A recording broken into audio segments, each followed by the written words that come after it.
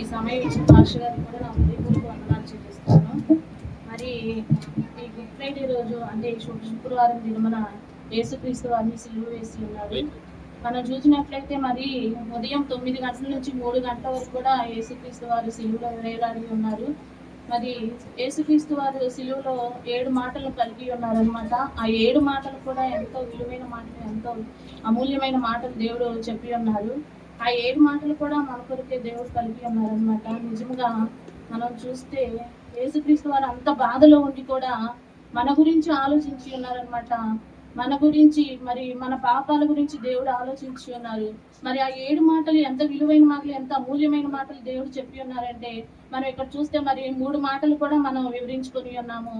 1 క్షమాపణ, 2 నేడు నీవు కూడా నాతో పరదేశిలో ఉందువు, 3 అమ్మా ఇదిగో నీ కుమారుడు, ఇదిగో నీ తల్లి అని దేవుడు 3 మాటల ద్వారా మనకు పలికి ఉన్నాడు. మరి ఈ 3 మాటలు ఒకటైతే ఇక్కడ నుంచి దేవుడు పలకబోయే మాటలు ఇంకో విధంగా ఉంటాయి అన్నమాట. మరి ఈ 7 మాటల్లో 4వ మాట చాలా ప్రాముఖ్యమైనది అనమాట. ఈ ప్రాముఖ్యమైన మాట మరి పాస్టర్ గారు నా పేరు చెప్పగానే నాకు చాలా భయం వేసింది. కానీ నేనైతే ఏం ప్రిపేర్ అవ్వలేదు. మరి ఎలా చెప్పాలి ప్రభు అనుకున్నాను. దేవా నువ్వే ఇక్కడ ఉండి నన్ను నడిపించయ్యా, నీ ఆత్మతో నింపయ్యా అనుకున్నాను. కానీ నేనైతే ప్రిపేర్ అవ్వలేదు. కానీ దేవుడు ఏం చెప్తే నేను అదే చెప్తాను. మరి యేసుక్రీస్తు వారు సిలువలో పలికిన ఈ 4వ మాట మత్తయి సువార్త 27వ అధ్యాయం 46వ వచనం. ఇంచుమించు 3 గంటలప్పుడు యేసు ఏలీ ఏలీ లావా సబక్తా అని బిగ్గరగా కేకవేసెను. ఆ మాటకు నా దేవా నన్నెందుకు చెవిస్తుంది అని అర్థము. ఇంచుమించు 3 గంటలప్పుడు యేసు ఏలీ ఏలీ లామా సబక్తాని అని బిగ్గరగా కేక వేసెను. ఇంచుమించు 3 గంటలప్పుడంట దేవుడు ఏలీ ఏలీ లామా సబక్తా అని బిగ్గరగా కేక వేశాడంట. ఏలీ ఏలీ అంటే ఏంటంటే అది మనకి ఆ మాట అర్థం తెలియకపోవచ్చు. ఇక్కడ ఉందన్నమాట. ఆ మాటకు నా దేవా నన్ను ఎందుకు చెయ్యి విడిచితివి అని అర్థము. మరి యేసుక్రీస్తు వారు సిలువలో పలికిన 4వ మాట నా దేవా నన్ను ఎందుకు చెయ్యి విడిచితివి అని అర్థం అనమాట. మరి నా దేవా అని దేవుడు ఎందుకు పిలిచి ఉన్నాడు, నన్ను ఎందుకు చెయ్యి విడిచిపెట్టావయ్యా అని దేవుడు బాధపడుతున్నాడు. మరి యేసుక్రీస్తు వారు సిలువలో పలికిన 7 మాటల్లో 6 మాటలకి దేవుడు బాధపడలేదు, కానీ ఈ మాటకి చాలా బాధపడుతున్నాడు అనమాట. మరి శిష్యులు ఉన్నారు కదా, ఎంతో మరి దేవుడు అక్కడ యేసు ప్రభుని సిలువ వేసిన శిష్యులు దేవుణ్ణి ఎంతగానో అవమానించారు, కానీ దేవుడు అక్కడ బాధపడలేదు.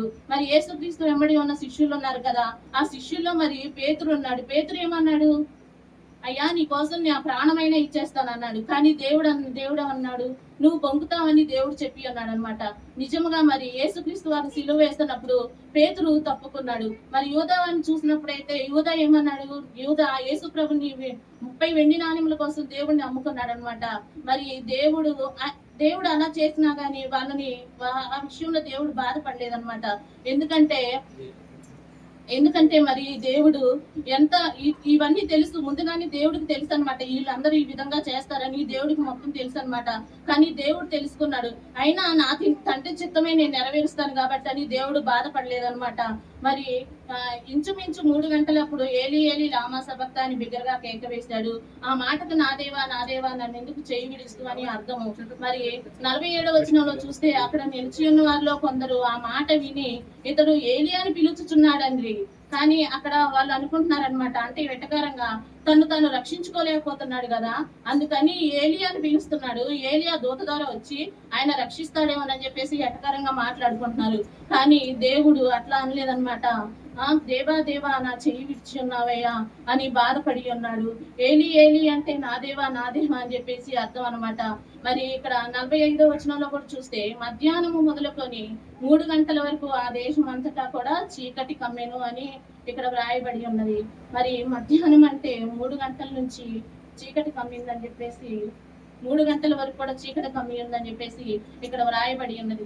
చీకటి కమ్మటం అంటే ఈ 4 మాటలు కూడా దేవుడు అంటే ఇప్పుడు 4వ మాట నుంచి 7వ మాట వరకు అక్కడ ఆ దేశం అంతటా చీకటి కమ్మి ఉందంట. ఎందుకు కమ్మి ఉందంటే, అయ్యో ఒక నీతిమంతుడిని ఏ పాపము ఎరుగని ఒక న్యాయమూర్తిని సిలువ వేస్తున్నారని చెప్పేసి ఆ సృష్టి అంతా కూడా మోగపోయిందంట. ఆ సృష్టి అంతా కూడా చీకటి అయిపోయిందంట. దేవుడు సెలవిస్తున్నాడు, ఇక్కడ వాక్యంలో వ్రాయబడి ఉన్నది. ఆ సృష్టి అంతా కూడా మోగపోయింది, ఆ సృష్టి అంతా చీకటి కమ్మేసింది. మరి ఎందుకు సృష్టి చీకటి కమ్మటం ఏంటంటే ఆ సృష్టిని చేసింది కూడా దేవుడే కాబట్టి సృష్టి అంతా చీకటి కమ్మిందంట. నిజమే, ఇంత సృష్టి చేసిన, ఇంత యావత్తు సృష్టించిన దేవుడికి, ఒక న్యాయమూర్తికి, ఒక గొర్రె పిల్ల లాంటి దేవునికి సిలువ వేస్తున్నారని చెప్పేసి సృష్టి అంతా చీకటి కమ్మిందంట. నిజమే, మరి మనం చూస్తే ఇక్కడ మరి సృష్టి మోగపోయిందంటే మరి ఆయన సృష్టించిన మనం కూడా మరి మనం ఎంత బాధపడాలో ఇక్కడ దేవుడు వాక్యం ద్వారా మాట్లాడుతుందన్నమాట.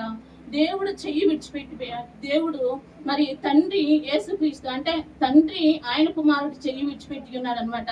చెయ్యి విడిచిపెట్టడం అంటే ఎవరి కోసం విడిచిపెట్టాడు? మన కోసమే. ఆయన చెయ్యి విడవబట్టే మనం కూడా ఆయనతో కూడా పరదేశంలో ఉంటామని సెలవిస్తున్నారు. మన పాపాల కోసం దేవుడు చెయ్యి విడిచిపెట్టి ఉన్నాడు. మనం చేసిన పాపాల కోసమే దేవుడు యేసుక్రీస్తు వారి చెయ్యి యెహోవా దేవుడు విడిచిపెట్టి ఉన్నాడు అన్నమాట. ఇప్పుడు మనం చూస్తే ఇప్పుడు మన కుమారుడికి ఒక తండ్రి కొడుకు ఉన్నారు. ఇక్కడ తండ్రి కొడుకుల అనుబంధం చూసుకుంటే తండ్రి మరి కొడుక్కి ఎంతో ఆవేదన వస్తుంది, ఎంతో బాధ వస్తుంది, ఎంతో అంటే ఈ విధంగా అదే ఇప్పుడు యేసుక్రీస్తు వారిని చూసి అట్లా చేసి అదే శిక్ష మన కుమారుడికి మనం వేస్తే ఒక తండ్రి ఊరుకుంటాడా? కానీ ఊరుకోడు, చాలా బాధపడతాడు. కానీ ఇక్కడ యేసుక్రీస్తు వారు మరి తన యెహోవా దేవుడు మరి తన తండ్రి యేసుక్రీస్తు వారి తండ్రి మరి దేవుడు ఎందుకు చెయ్యి విడిచిపెట్టాడు? మరి ఆ కుమారుడే కదా, కుమారుడు చెయ్యి దేవుడు ఎందుకు విడిచిపెట్టాడు? మన పాపాల కోసమే దేవుడు చెయ్యి విడిచిపెట్టాడు అనమాట.